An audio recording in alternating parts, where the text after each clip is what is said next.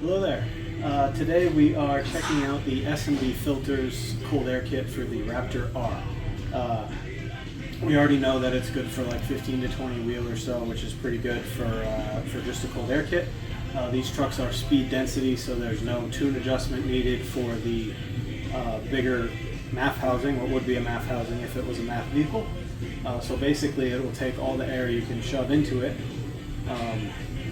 S&B did a really good job with their kit. It definitely makes it so the restriction is the throttle body and the blower more so than anything in the inlet. So this is the stock system here. It's not bad. It's pretty good sized. It's a lot like the GT500 setup, which makes sense being it's the same blower and whatnot. Now, this is the S&B setup.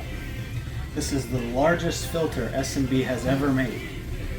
Bigger than their diesel kits, bigger than everything. It's comical how big this thing is. You can't even process it until you're holding it. I mean, this fits, you could fit most of that inside of this. I mean, the whole filter would fit just in the inlet. I mean, it's huge. I mean, it's massive. It's big. So we're gonna throw this on. I'll do very basic install guide. It's not hard by any means to install. And right now we've got the stock one out. We've got the IAT extension already hooked up. All we have to do is set the box in. It's going to be kind of an assembled set-in, and then you're good to go. No tuning or anything needed. Expecting a lot more blower whine. We've also got the UPR catch can on this truck already. We might need to make some adjustments to that. We'll figure it out in a minute. And then we will get some video of the sound and get some feedback on it. So here's the two assembled units laying on the floor next to each other, roughly in the same layout. It's really absurd. Absolutely absurd. Pretty much taking every little tidbit of space in the truck that there is. We've also got an additional inlet here. Instead of just the forced in through the grill, they actually give you a plug for that. So if you're doing something where you want to keep air coming through the grill only, you just take this silicone plug they include and plug that hole. Alright, so it's pretty much wrapped up and installed here. We've got the plug out. Did not put the top in yet, just because I want to hear how it sounds. It, like I said, takes up pretty much all the space. No modifications needed for the separator on the UPR can. One thing to note, follow the directions for the install order. There's no shortcuts as far as assembling this or this beforehand and sneaking it in. You have to do it in the order they say. I chose to try and take a shortcut, and in the process, fiddling with it because it's so massive, I actually snapped off the plastic fitting down here. Fortunately, I had a couple of extras from our fuel system stuff. So just take your time, be careful. If you follow directions and do it one step at a time, it really should only take you like a half hour to install. So we are going to check out what it sounds like without the plastic panel blocking the filter to start. So I'm going to start it and put it in quiet mode because we want to hear what the blower sounds like. Because I know the main reason a lot of you guys are thinking about this is for blower whine.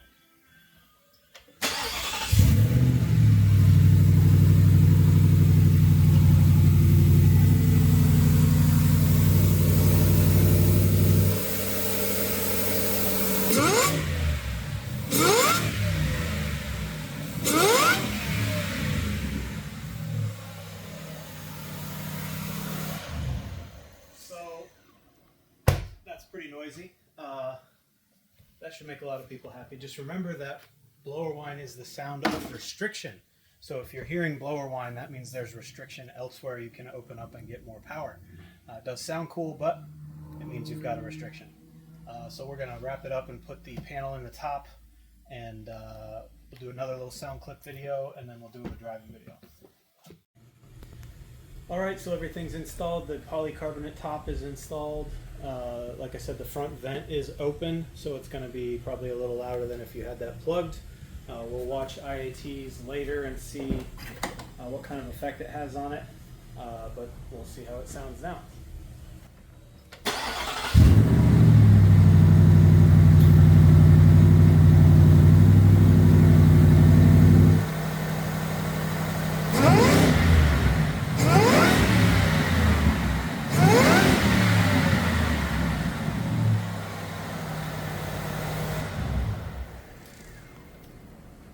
Definitely a lot louder than stock. Whether or not you leave this in or out, it's obviously going to affect the sound. What it does to underhood temperatures, we'll have to do some testing and see. Different climates, obviously a hotter climate's going to be have more of an effect on it if you do leave this out. This is the oiled filter. The dry filter is not shipping yet, but should be soon. Expect a similar sound from that one. So we will get some driving videos a little later, and overall super clean kit. Definitely one of the coolest things you can do to the truck so far. Alright, so I'm going to do this test twice. Right now it's been sitting here remote start for a couple of minutes. So we're going to get in and we're going to see what the IATs are doing. Alright, so just sitting here idling for the last 5 minutes probably. IAT 1 is 95, IAT 2 is 106. Alright, so now we're just cruising up the road. It is 29 degrees outside. Now that we've got some movement, IAT is basically ambient. IAT 2 is good to go. Get into it a little bit.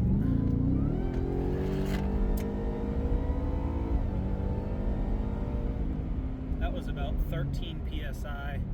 As you can see, IAT did not really change at all during that pull. So now we're just cruising along again. IAT 2 dropped right back down to where it was before. IAT 1 actually came down a little bit during the pull and kind of settled back into 5 degrees or so above ambient. You also notice the trims did not add too much, so it's perfectly capable of keeping up with all the air that it had thrown at it. Alright, here we are after a remote start just like last time. It is a little bit warmer today, so we will look at what ambient says when we get in here and adjust accordingly. Alrighty, let's see. So it is 43 degrees outside, so it is 14 degrees warmer than it was last time. So sitting here idling, IAT 2 pretty high, just like last time. Not a ton higher, especially considering it's warmer out. So we're gonna get some airflow and we'll do another compare here.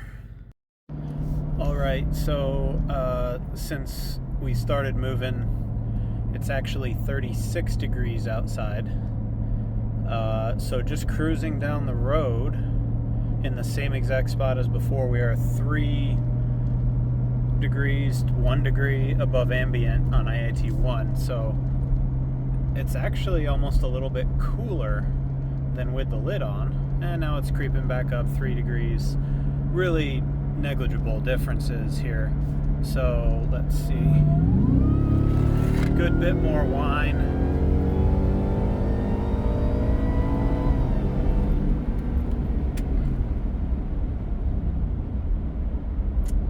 So based on that pull, IAT 2s are coming right back down. IATs went up a little bit and will probably start creeping down again here. basically no difference from lid on to lid off. Obviously the IATs are higher because, like I said, it's warmer out by about 8 degrees. But as far as the difference over ambient, I'm almost tempted to say it cools a little better without the plastic in, and it's louder. So do with that information whatever you want. So I actually just went through a car wash and I was watching the temps. I figured I would see how they did. So obviously IAT screamed up since we're sitting there idling at full temperature. Excuse me. As soon as we started rolling, they started dropping back down, but the heat soak is already there. We just pulled out, so we're rolling. It is 41 degrees outside here. You can see I just gave it a little bit of gas. It cut down 10 degrees.